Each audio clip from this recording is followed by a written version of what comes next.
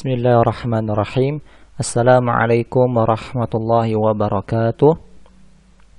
Alhamdulillahilladzi arsala rasulahu bil huda wa dinil haqq liyudhhirahu 'alad dini kullih walau karihal kafirun walau karihal musyrikun. Wassalatu wassalamu ala Rasulillah Nabil Karim Muhammad sallallahu alaihi wasallam. Ananda SD Usatun Hasanah yang Bapak cintai karena Allah Subhanahu wa taala, terkhusus kelas 1 yang baru bergabung di semester ganjil atau semester 1 ini tahun ajaran 2020-2021 yang Masya Allah ya akan memulai pelajarannya, dan juga bagi kakak kelas 2 sampai kelas 6 yang semoga Allah berkahi selalu ya. Pada kali ini Bapak akan mengutarakan satu materi yang bagi kelas 1 ini sebagai materi pertama pembahasan yang biasanya Bapak atau kami guru-guru menyuguhkannya atau mengajarkannya secara tatap muka di awal semester. Tapi kali ini dengan qadarullah wa masyafa'al, Allah menakdirkan kita untuk melakukan pembelajaran ini secara daring ya, tanpa bertatap muka, dan semoga ini pembelajaran menjadi murajaah bagi kakak kelas 2 sampai kelas 6 ya.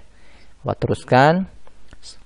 Sebelum kita mengawali pembelajaran kita, mari kita awali pembelajaran kita dengan mengucapkan basmalah. Bismillahirrahmanirrahim. Dan Bapak ucapkan selamat belajar. Mengenai wudhu ini, Rasulullah SAW pernah bersabda, "La tuqbalu salatu ahadikum idza ahdatsa hatta yatawadda'a."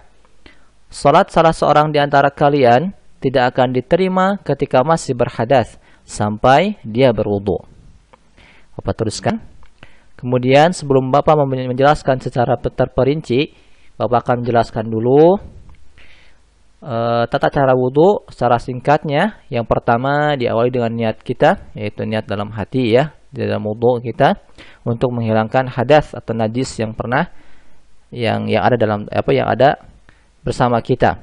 Kemudian yang kedua kita membaca basmalah, bismillah, sebelum kita mengawali wudhu kita. Yang ketiga, pertama kita membasuh kedua telapak tangan kita 3 kali.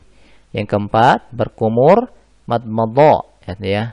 Yang kelima memasukkan, ketika berkumur di kelima ini memasukkan dalam hidung atau istinsyak dan mengeluarkannya dari hidung, yaitu secara 3 kali pula.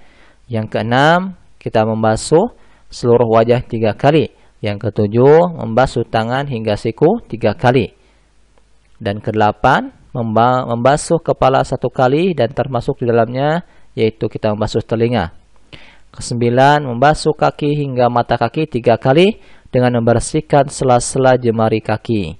Dan kita ada catatannya di bawahnya ya. Dahulukan bagian kanan, kemudian bagian kiri. Insyaallah kita akan teruskan ke pembahasan terperincinya ya, dari satu bagian ke bagian yang lain dari tata cara wudhu Nabi Shallallahu Alaihi Wasallam. Yang pertama kita perlu siapkan yaitu berniat di dalam hati dan tidak diucapkan ketika berwudu, apalagi di dalam toilet ya. Kemudian kita mengucapkan bismillah. Nah, kemudian kita mencuci kedua telapak tangan sebanyak 3 kali dan menyela-nyela di antara jari jemari kedua tangan kita ya. Itu harus kita menyela-nyela jari jemari kita. Setelah selesai tangan kita secara 3 kali, maka kita melanjutkan dengan berkumur-kumur dan juga istinsyak atau menghirup air ke dalam hidung. Jadi sekaligus ya, kita mengambil air untuk berkumur-kumur, sekaligus kita mengambil air untuk dihirup ke hidung sedikit ya dengan tangan kanan ya, lalu kita istinsar menyemburkan air keluar dengan tangan kiri. Hal ini dilakukan juga sebanyak 3 kali ya, insyaallah. Jadi dibiasakan dalam satu pengambilan air dengan tangan kanan diambil ke mulut, kemudian dihirup sedikit ke hidung oleh tangan kanan dan kemudian dikeluarkan oleh tangan kiri ya dari hidung, dan juga kita mengeluarkan air dari mulut kita insyaallah. Nanti insyaallah setelah pembahasan ini Bapak akan putarkan video ya. Nah, semoga ada gambaran dari pembahasan ini insyaallah. Kemudian setelah membasuh tangan, kemudian berkumur-kumur, menghirup air ke hidung, kita melanjutkannya dengan membasuh muka kita sebanyak 3 kali. Batasan muka itu adalah ketika dari telinga satu ke telinga yang lain, yaitu ditandai dengan ada daging kecil ya, tulang telinga yang lunak ini, yang kecil di bagian depan, dekat dengan tumbuhnya rambut kita, sampai bagian atas kita yaitu di dahi kita ya, dahi atau kening kita, di mana batas tumbuhnya rambut sampai ke dagu kita. Apabila kita termasuk seperti ayah kita, kakek kita, ada terdapat janggut di dagunya, maka itu termasuk dari bagian wajah dan wajib atau utamakan untuk di sela-sela atau mungkin dibersihkan seperti itu.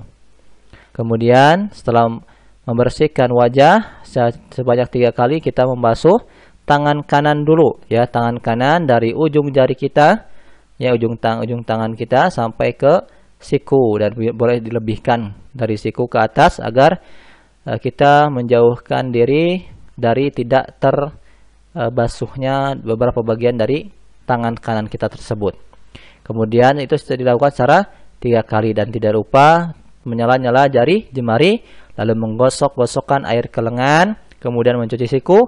Demikian pula dengan tangan kiri sebanyak 3 kali. Boleh terbalik ya, tapi Bapak mengutamakan yang pertama tadi. Jadi dari ujung jari sampai ke siku, kanan dulu 3 kali, dan setelah itu dari ujung tangan yang kiri sampai ke siku juga. Jadi kanan 3 kali, kiri 3 kali, diawali dengan ujung jari sampai ke ujung ke siku ya, seperti itu insyaallah. Kemudian apa teruskan ya, kemudian mengusap ya, mengusap seluruh kepala sebanyak 1 kali, yaitu dengan cara mengambil air secara ringan sedikit saja ya, kemudian mengusapkannya ke rambut dari arah depan, ditarik ke belakang ya sampai mendekati tengkuk ya. Kemudian ditarik lagi ke depan. Setelah ditarik ke depan, langsung disambung dengan air tersebut ke telinga, di mana telunjuk tersebut masuk ke lubang telinga, sedangkan jempol kita membersihkan bagian luar telinga kita ya, seperti dalam gambar ya, yang telunjuknya masuk ke lubang telinga, ke dalam telinga, sedangkan si jempol membersihkan luar telinga. Dan ini pembersihan atau mengusapnya kita rambut dan juga telinga ini cukup sekali insyaallah.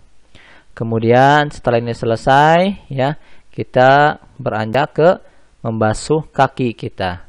Membasuh kaki kita sebanyak 3 kali ya, di mana kita menyala-nyala jari kita sampai membersihkannya sampai ke mata kaki, dan boleh dilebihkan.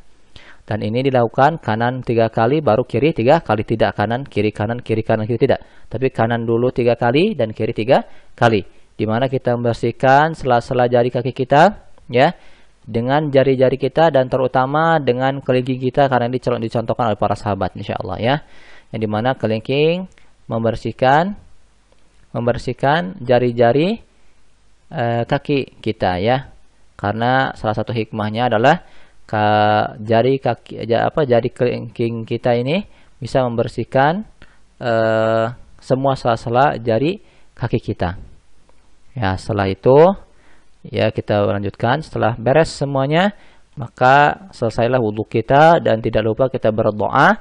Setelah tadi kita mengawali wudhu kita dengan niat dan juga membaca basmalah, bismillah, kemudian kita tutup dengan membaca doa setelah wudhu, yang bacaannya ialah asyhadu an la ilaha illallah wahdahu la syarika lahu wa asyhadu anna muhammadan abduhu wa rasuluhu. Ya, boleh seperti itu bacanya, atau mungkin langsung dimatikan ujung-ujungnya seperti ini. Asyhadu an la ilaha illallah wahdahu la syarika lah wa asyhadu anna muhammadan abduhu wa rasuluhu. Atau bisa diganti atau ditambah dengan doa yang setelah ini, yaitu dengan Allahumma ja'alni minat tawwabina wa ja'alni minal mutatahhirin ya. Itu boleh diamalkan insyaallah. Kemudian setelah ini maka selesailah wudhu kita dan lengkaplah wudhu kita dengan tidak meninggalkan ya beberapa faidah kebaikan seperti ini. Mohon diperhatikan, yaitu kita selama wudhu ini tidak membuang-buang air berlebihan. Jadi kita menggunakan air secukupnya, bahkan dengan air yang sedikit saja.